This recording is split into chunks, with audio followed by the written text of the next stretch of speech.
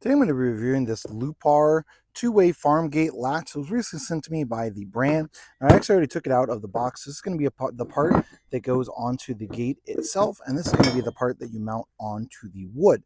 So let's go ahead and show you what that process looks like. Now, mounting this is going to be a relatively simple process as long as you have a wooden post like this that you're simply just going to screw it in. If you do have an impact driver or an impact drill, that will make this a lot easier to screw these in. They give you 4. Totally up to you if you want to use 4, just use 2. Totally up to you what you want to do.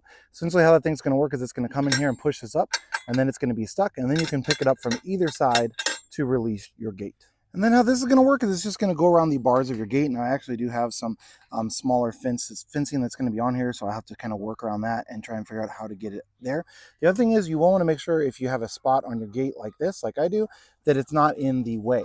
So that's just something you're going to have to keep in mind. Pardon my dog. And once you get it bolted on, you're just going to go in directly like this. Now you can't put a lock on it here on the bottom if you're trying to lock up a specific portion. And then to release it, you're just going to pull up on either side, and then it will just slide out one way or the other on that. So that's how this is all going to work together for that. Now, one thing to keep in mind, you are going to need to have the depth available between your post and between the gate itself. So your post is going to stick out a ways, and then this part is also going to stick out. So you can see exactly how that is going to work on there when you go ahead and mount it onto your gate. Like I said, I do end up having to cut off a good amount of that metal because I just have it kind of wrapped around mine, but that's how this is going to work and how it's going to function. So you're just going to have that measurement between essentially there, and then you'll want a little bit of leeway. I will grab a tape measure just to give you those measurements. So the width on this part here is going to be about 1 5/8 inches or so. Now, it's important to note you're going to need to stick out a ways on this gate.